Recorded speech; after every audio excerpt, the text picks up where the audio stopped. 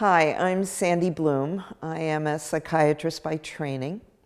And I just want to tell you a little bit about my own lived experience, not so much of trauma, but as a psychiatrist, how I came about wrestling with this issue of trauma, because I did not learn anything about that in my training experience, which is quite some years ago, but nonetheless, I didn't learn anything. And what we started to realize, I was running an inpatient psychiatric unit for many years, and what we saw about 5 years into that was that most of the people we were treating for a wide variety of mental health and social problems had been badly hurt as children.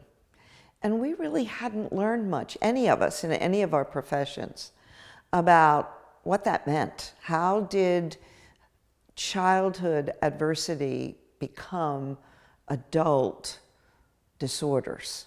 We just didn't know what that meant. So our patients taught us what that meant, and they taught us how revolutionary it was when we understood trauma, when they understood the impact of trauma, and together we figured out what had to happen in order for them to get safer in the world and to heal and recover. And we saw that people could recover from terrible things that had happened to them in a way that we hadn't understood before that.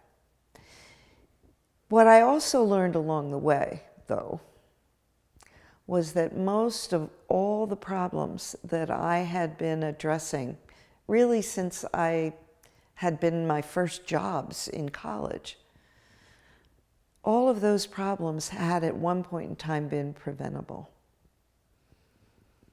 And that was really upsetting. That made me very angry that we live in a culture where so many children and the adults those children become end up so badly hurt. And I began to see, as I kind of came more out into the world and interacted with different people doing different things, that it really helped explain a lot of our serious social problems. That what was at the root of it were all kinds of terrible suffering experiences that people had had that didn't need to happen if we had a more caring, concerned and compassionate culture. So that is what got me into doing more and more advocacy work. It was clear that this was not an individual problem. I mean, it was a problem for individuals, but the solutions, hurt people were being made faster than any of our therapeutic methods were going to be able to address. That we needed to keep going up the scale of organization. So I got really interested in how can we help organizations be healthier so that within the organizations, people can really have what now is called trauma-informed and trauma-responsive services. How does that happen? And so I created, with a lot of my colleagues and friends, a model of intervention for organizations. And then if you go up another notch, you're going to the level of communities. So how do you get whole communities? And when you get to that level, then you really have to wrestle with how do we get our governments to change? How do we teach our legislators, the policymakers, what they need to know to be informed about where all this is coming from?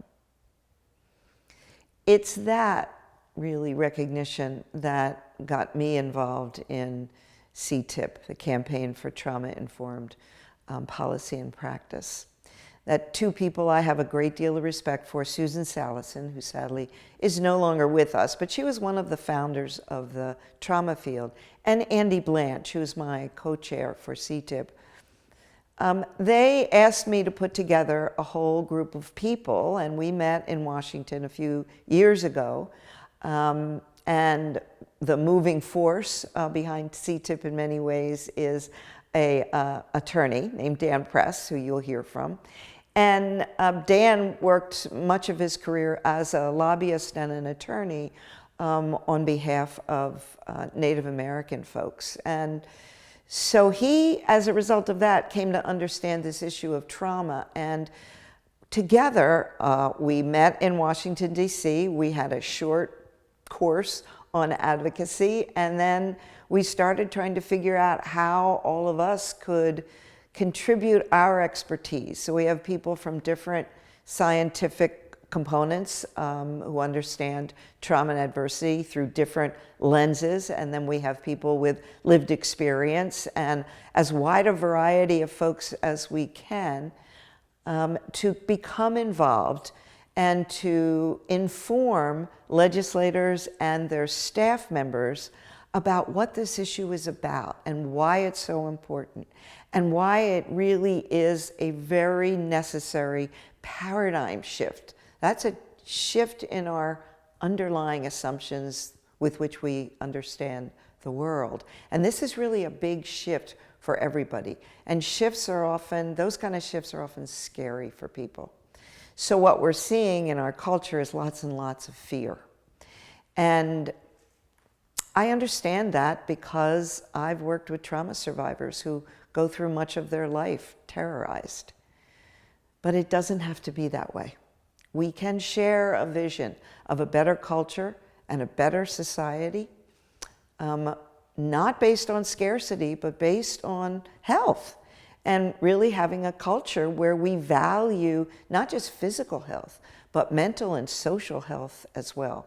And that's the vision that I think all of us are engaged in CTIPP. That's why we're involved. We all volunteer, and that gets me to you guys who are listening to this. We need your help. We need more help than we have.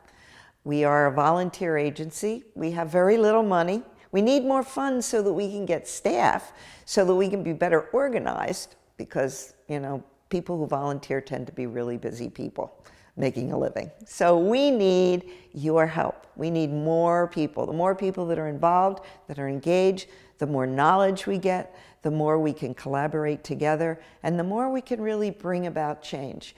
We haven't given up hope. We are filled with hope.